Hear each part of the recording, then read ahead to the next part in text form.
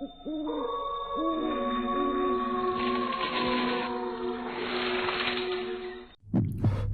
आदमी जिसके हाथ में मंगलसूत्र होता है, वो उस मंगलसूत्र को लेकर एक हाईवे पर हाँफते हुए भाग रहा था।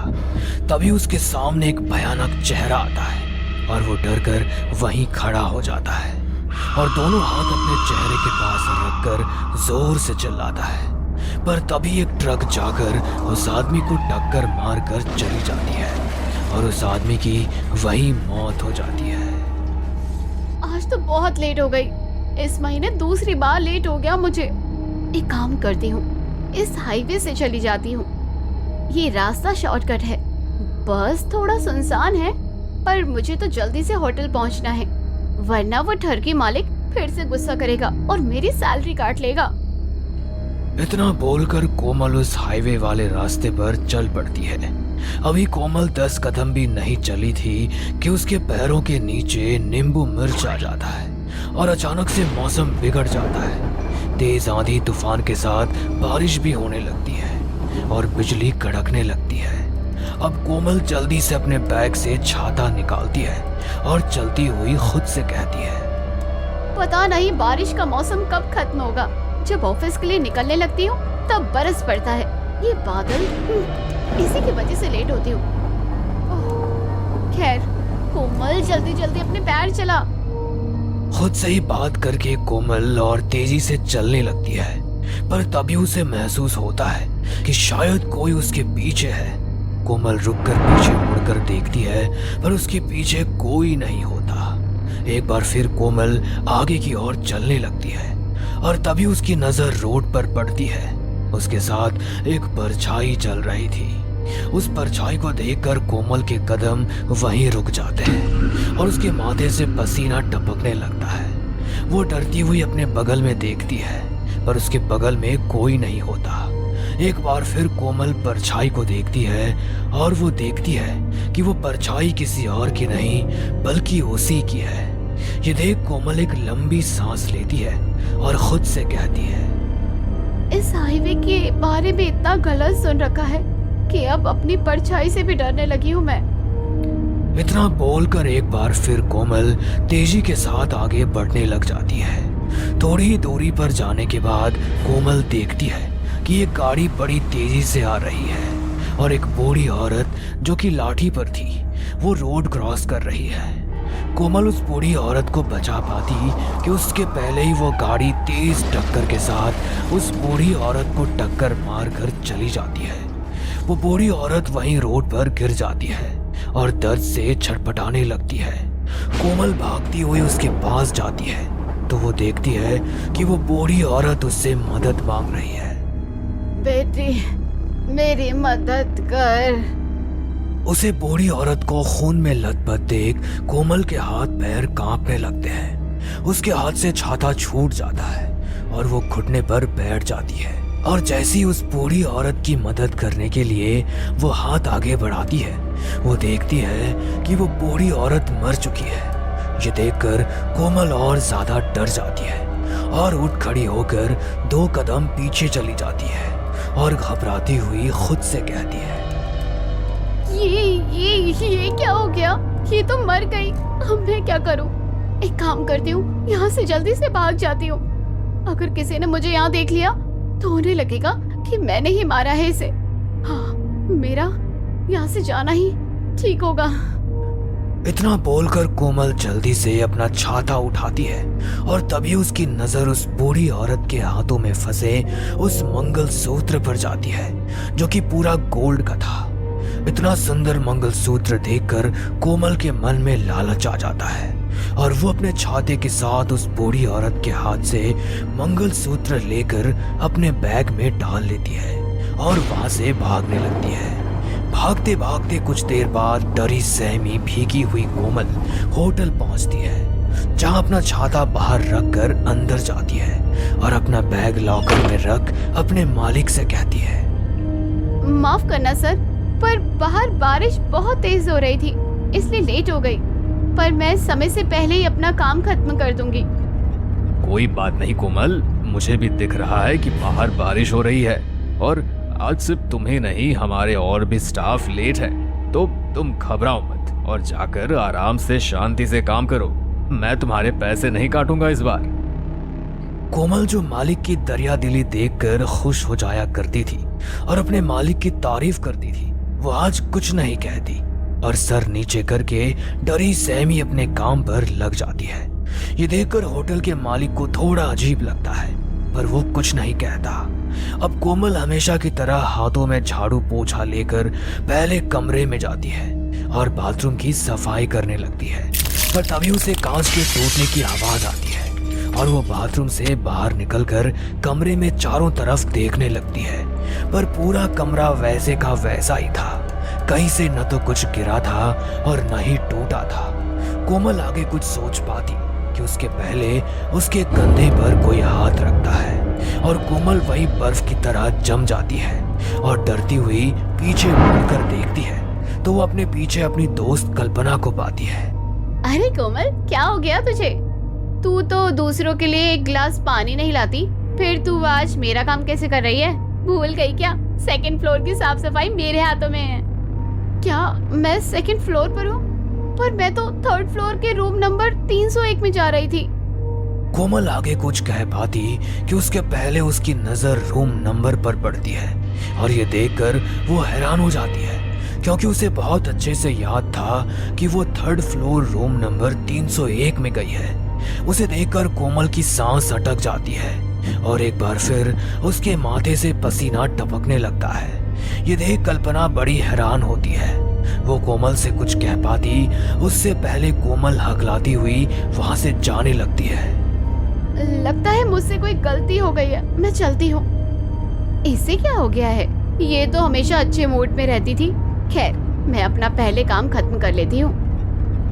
कोमल डरती हुई थर्ड फ्लोर पर जाती है और बार बार आगे पीछे पलट पलट कर देखती है, क्योंकि उसे वही महसूस हो रहा था जो कि उसे हाईवे पर महसूस हुआ था होटल आने से पहले।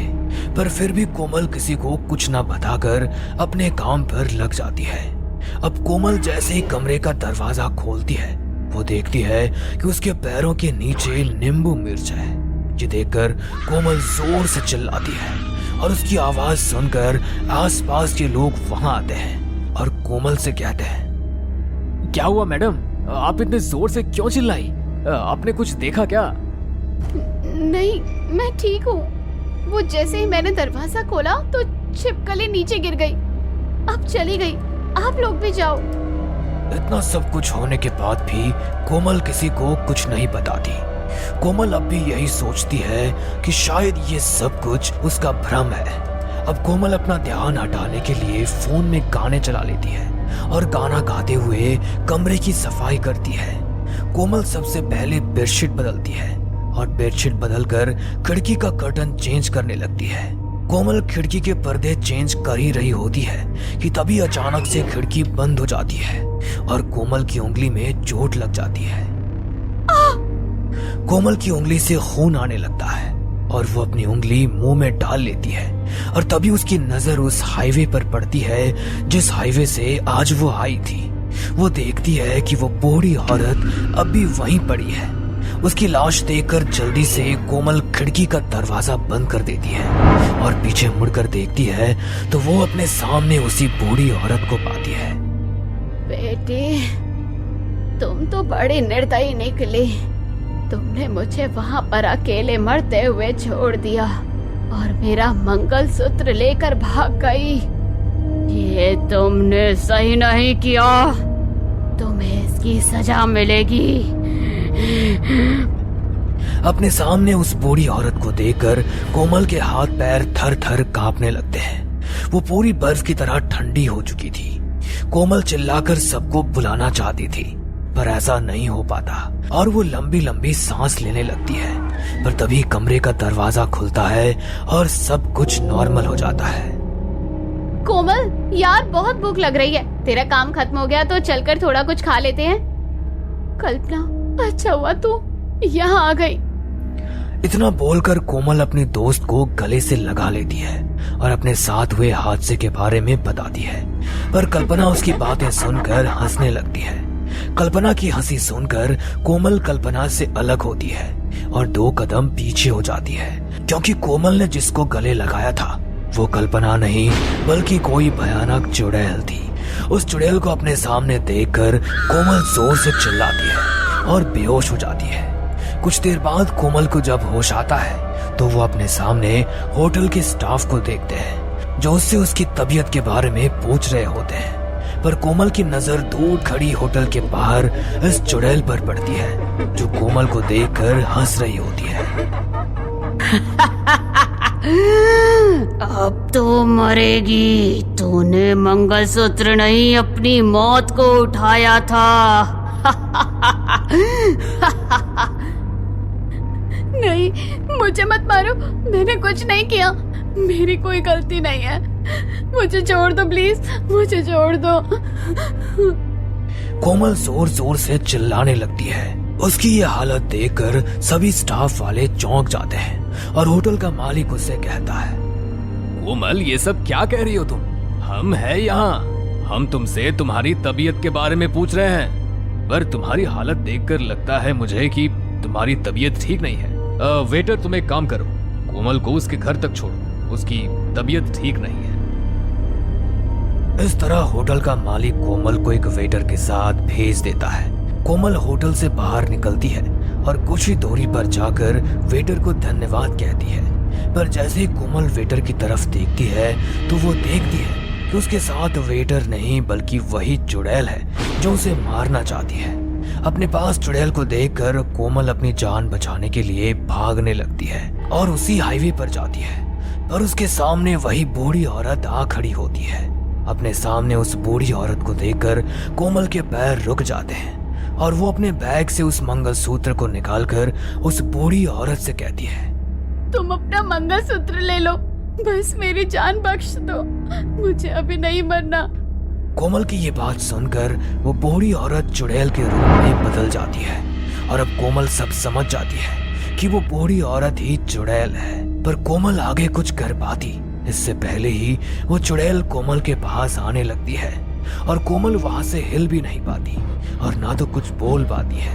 बस उसके माथे से पसीना टपक रहा था। वो लंबी लंबी सांसें ले रही थी। वो चिल्लाना चाह रही थी पर उसकी आवाज उसके हलक में अटक चुकी थी और जैसे चुड़ैल उसके पास आती है वो जोर से चिल्लाती है और अपने मुंह पर हाथ रख लेती है। पर तभी एक गाड़ी आकर कोमल को टक्कर मारकर वहां से चली जाती है और कोमल की लाश वही हाईवे पर पड़ी रहती है। पर ये सब कुछ विशाल नाम का एक व्यक्ति देख लेता है और वो जैसे ही कोमल की लाश के पास जाता है वो देखता है कि कोमल मर चुकी है और उसके हाथों में एक मंगलसूत्र है। वो लड़का भी मंगलसूत्र को देखकर लालच में आ जाता है और कोमल के हाथ से वो मंगलसूत्र लेकर अपने जेब में रख लेता है और इस तरह से एक बार फिर से वही सिलसिला शुरू हो जाता है। हमें पूरा यकीन है दोस्तों कि आप लोगों को ये कहानी जरूर पसंद आई होगी। अगर आपके साथ भी कुछ ऐसे अनकहे किस्से हो चुके हैं तो प्लीज हमारे साथ शेयर करें, हम जरूर अपने चैनल पर उनको दिखाएंगे। हमारी ईमेल आईडी नीचे डिस्क्रिप्शन बॉक्स में दी गई है, तो प्लीज हमारे वीडियो और चैनल को शेयर एंड सब्सक्राइब करें और बने रहे हमारे साथ ऐसे ही अनकहे किस्से और कहानियां सुनने के लिए।